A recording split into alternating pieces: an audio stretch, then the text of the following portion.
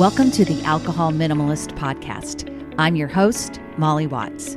If you want to change your drinking habits and create a peaceful relationship with alcohol, you're in the right place.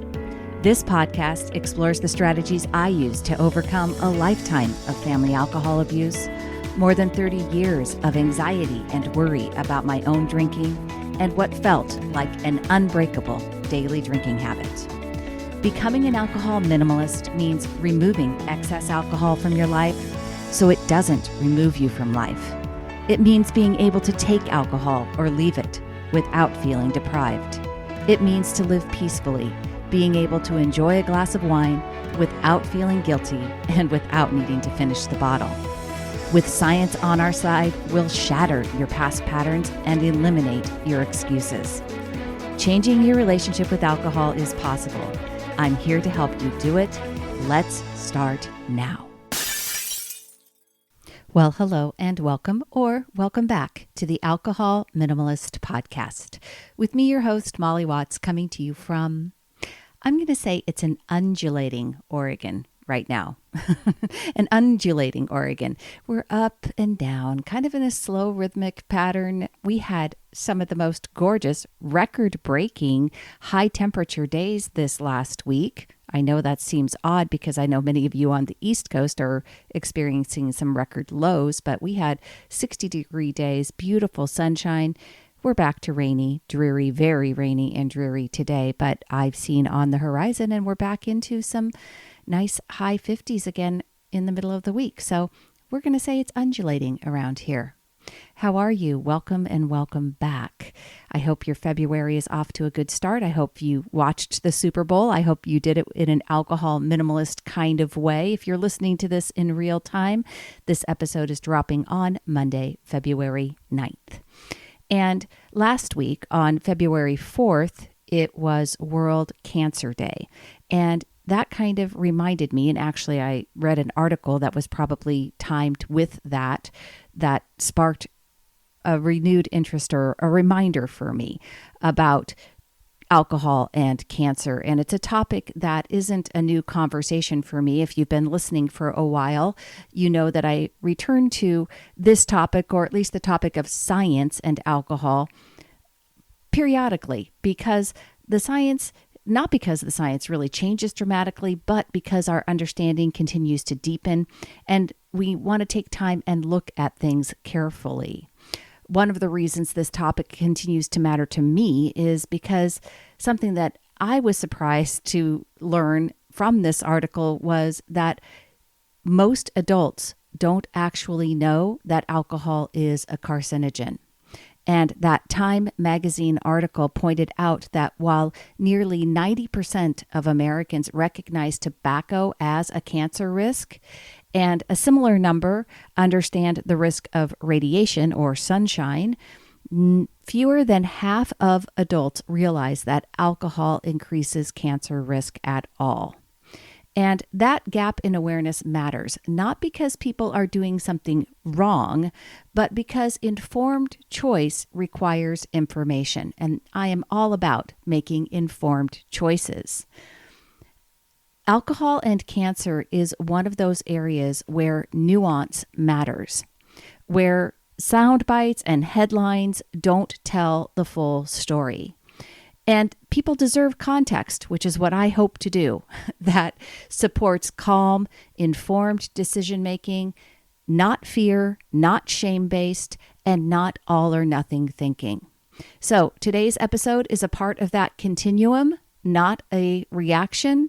And I want to revisit what the science actually says, how risk is measured and communicated, and how to think about this information in a way that aligns with what it means to be an alcohol minimalist.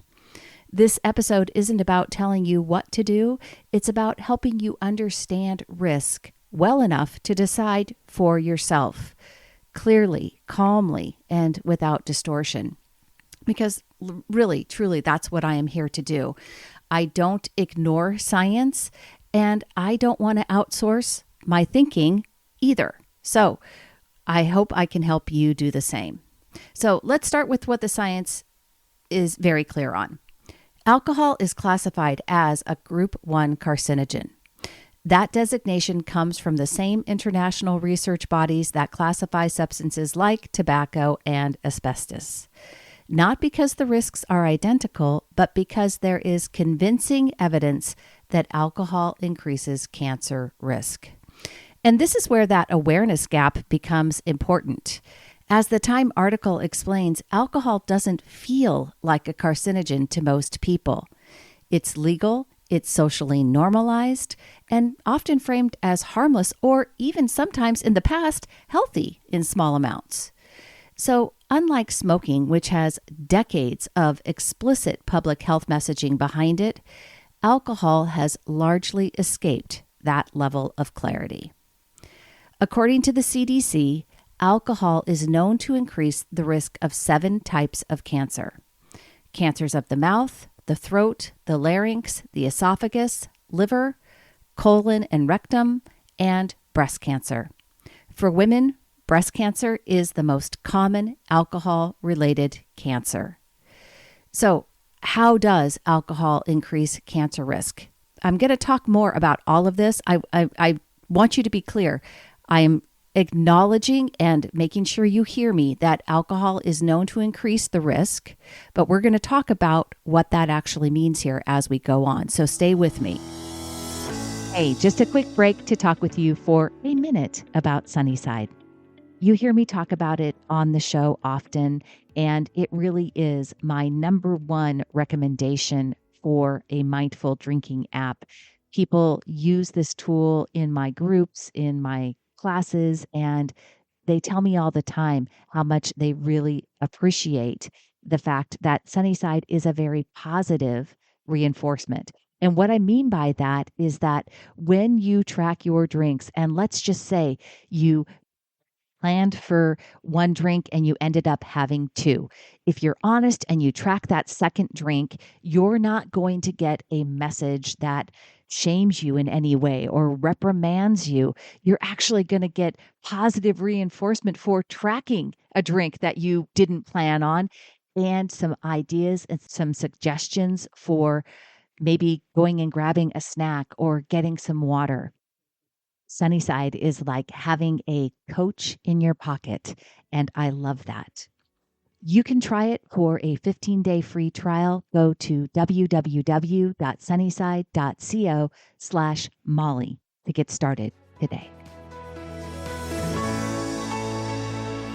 So, how does alcohol increase cancer risk? Well, when you drink alcohol, your body breaks ethanol down into acetaldehyde. And acetaldehyde is toxic. It damages DNA and interferes with normal cell repair. Alcohol also increases chronic inflammation, generates free radicals that damage cells, and disrupts hormone balance, especially estrogen.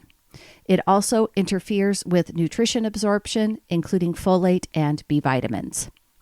These mechanisms are well understood. This is not speculative science. So when we say alcohol increases cancer risk, we are not guessing. We understand how it happens in many ways. If that evidence is so clear, why does the topic still feel confusing or even controversial? Well, that is because alcohol research in humans has real limitations. We do not and ethically cannot run long-term randomized, controlled, placebo-controlled, double-blind controlled trials where people are assigned to drink alcohol for decades. We can't do that. Instead, most alcohol research is observational. Researchers look at large populations and compare drinking patterns with health outcomes, adjusting for known confounders like diet, exercise, smoking, stress, socioeconomic factors. And even with those limitations, alcohol continues to show a consistent association with increased cancer risk. But observational research also means we have to interpret results carefully and avoid oversimplification, which brings us to the most important concept in this entire episode. We are going to talk about relative risk versus absolute risk. And this is where I want you to slow down with me. Most public discussions about alcohol and cancer focus on relative risk. Relative risk compares one group to another. It tells us how much risk changes in proportion. So you might hear 1 drink a day increases breast cancer risk by about 10%.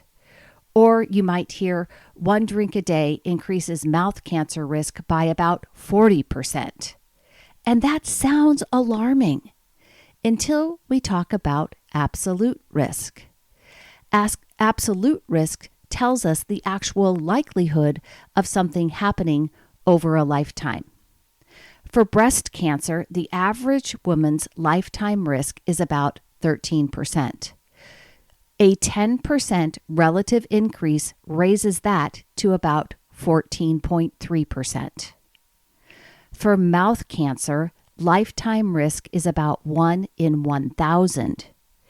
A 40% relative increase raises that to about 1.4 in 1,000. Both things are true at the same time.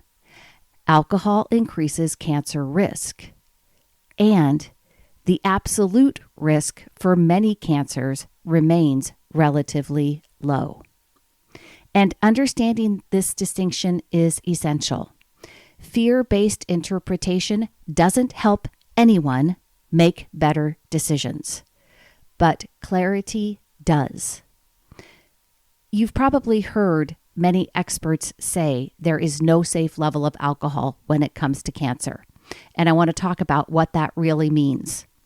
Scientifically, that statement is accurate, but it does not mean 1 drink guarantees harm, or that past drinking seals your fate, or that only one choice is acceptable. Cancer risk is dose dependent, it is cumulative, and it is influenced by genetics, hormones, metabolism, and overall lifestyle. That is why Alcohol Minimalist is not about eliminating all risk. It's about reducing unnecessary exposure in ways that feel realistic and sustainable. So, what do we do with this information? First, we separate health data from moral judgment. Alcohol doesn't become bad. People who drink aren't irresponsible. And this is about information, not identity. Second, we remember that most low-risk drinking guidelines were created to reduce the risk of alcohol use disorder, not cancer. When it comes to cancer risk, what matters most is how often you drink, how much you drink, and how long those patterns continue. From an alcohol minimalist perspective, meaningful risk reduction might include fewer drinking days, fewer drinks per occasion, slower drinking, more alcohol-free days, and periodic breaks. These changes matter and are meaningful in terms of risk reduction. Here's what I want you to take away from this episode. Science isn't here to scare you. It's here to inform you. You don't need perfection to reduce risk. You don't need abstinence to benefit. You don't need fear to make thoughtful choices. Being an alcohol minimalist means understanding risk. It means weighing it honestly and choosing intentionally. So, if this episode was helpful, really consider sharing it with someone who might appreciate a calmer, clearer conversation about alcohol and health, or alcohol and cancer anyway, right?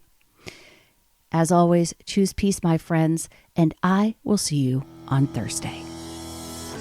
Thanks for listening to the Alcohol Minimalist Podcast. Take something you learned from this week's episode and put it into action. Changing your drinking habits and creating a peaceful relationship with alcohol is 100% possible. You can stop worrying, stop feeling guilty about overdrinking, and become someone who desires alcohol less.